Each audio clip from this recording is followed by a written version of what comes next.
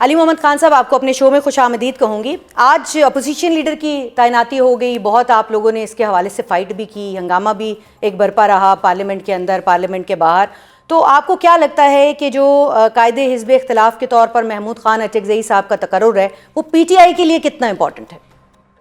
بسم اللہ الرحمن الرحیم، اللہم صلی علی محمد و علی محمد۔ اہم اس لیے ہے کہ کوئی ایک ایسا عہدہ مین چاہیے تھا ضرور، جس سے تحریک انصاف اپنا جو موقف ہے سیاسی اس کو زیادہ پر اثر طریقے سے آگے رکھ سکے۔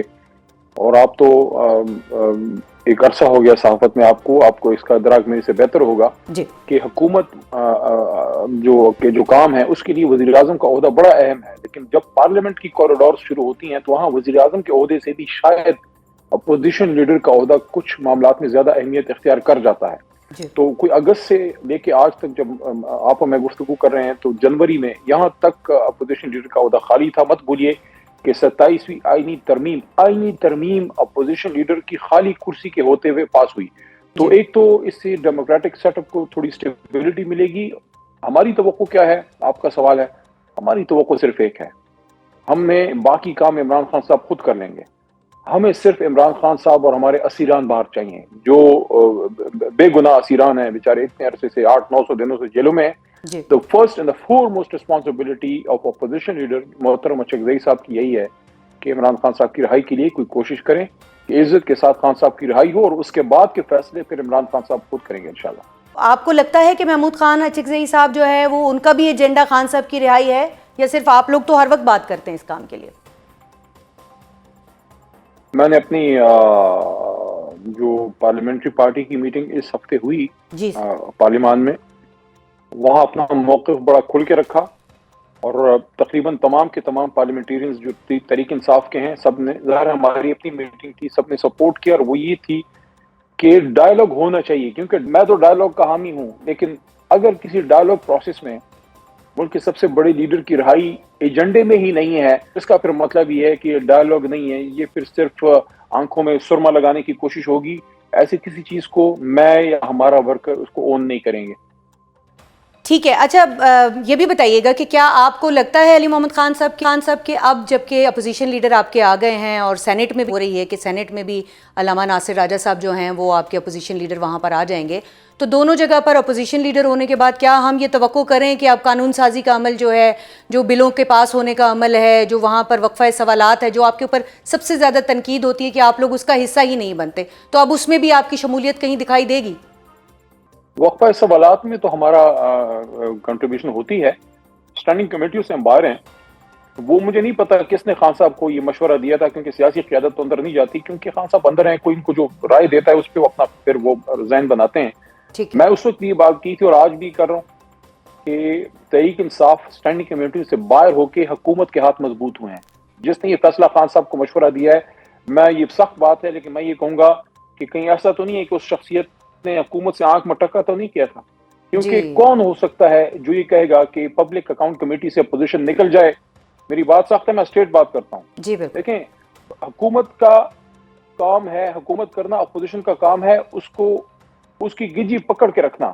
اس کی خاص کر پبلک اکاؤنٹ کمیٹی وہ جگہ ہے جہاں اس کی ساری سپینڈنگ کی رپورٹ ادھر آتی ہے۔ جی، اگر پبلک اکاؤنٹ کمیٹی آپ نے خالی چھوڑ دی، اس کا مطلب ہے آپ نے حکومت کو کھلی چھوٹ دے دی ہے کہ جو کرو وہ جا کے کرو۔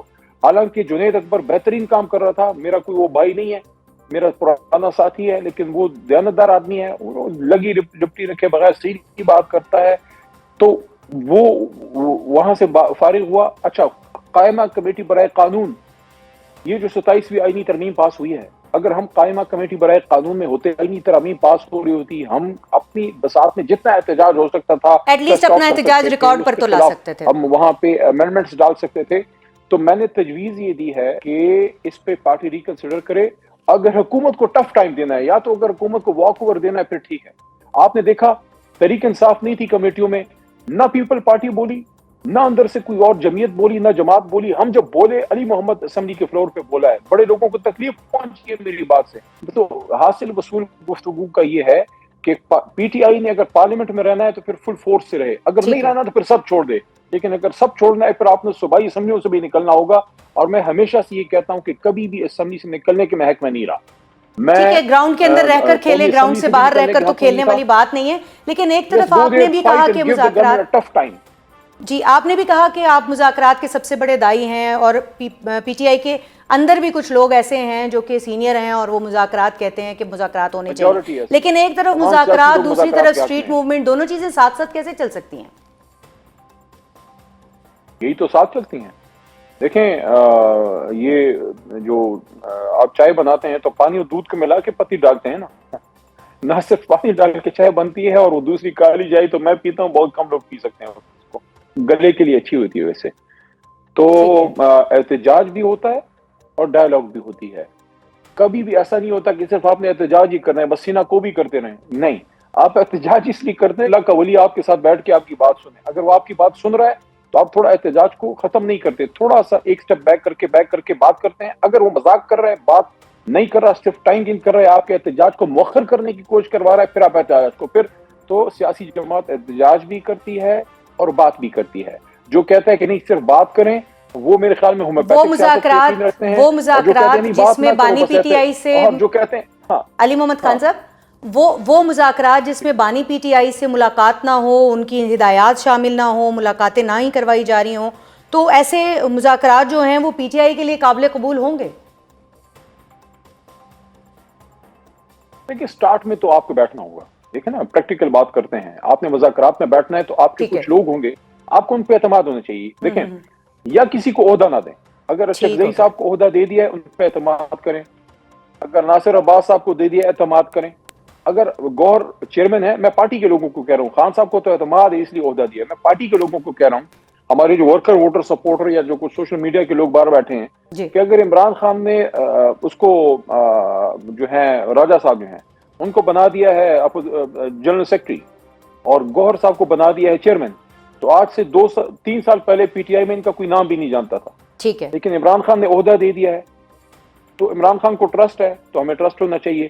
تو اگر وہ یہ صرف علی محمد خان کی سوچ ہے یا یہ تحریک انصاف کے دیگر لیڈرز کی بھی سوچ ہے؟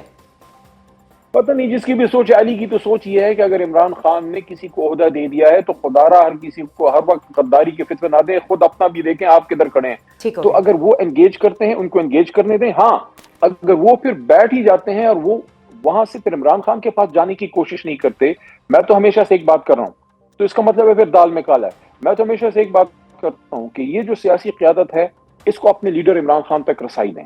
تحریک انصاف کی قیادت جو آزمودہ قیادت ہے, جو عمران خان کے ساتھ 15-20 سال سے ہم لوگ چلے ہوئے ہیں, ہمیں عمران خان تک رسائی دیں. ہمیں پتہ ہے ہمارے لیڈر جو ہے اس سے کس طرح بات کرنی ہے, انگیج کرنا ہے. تو اس کو اس طرح سٹیپ وائز کر لیتے ہیں کہ اگر مذاکرات شروع ہوتے ہیں, اشرف زئی صاحب اپوزیشن لیڈر ہیں, ناصر عباس صاحب اور کوئی سینئر قیادت, ہم لوگ اگر بیٹھتے ہیں, 1-2 نشستوں میں بیٹھ گئے, ان کے پوائنٹس لے لیے کہ بھئی حکومت کیا کہہ رہی ہے, ہمارے پوائنٹس آگے,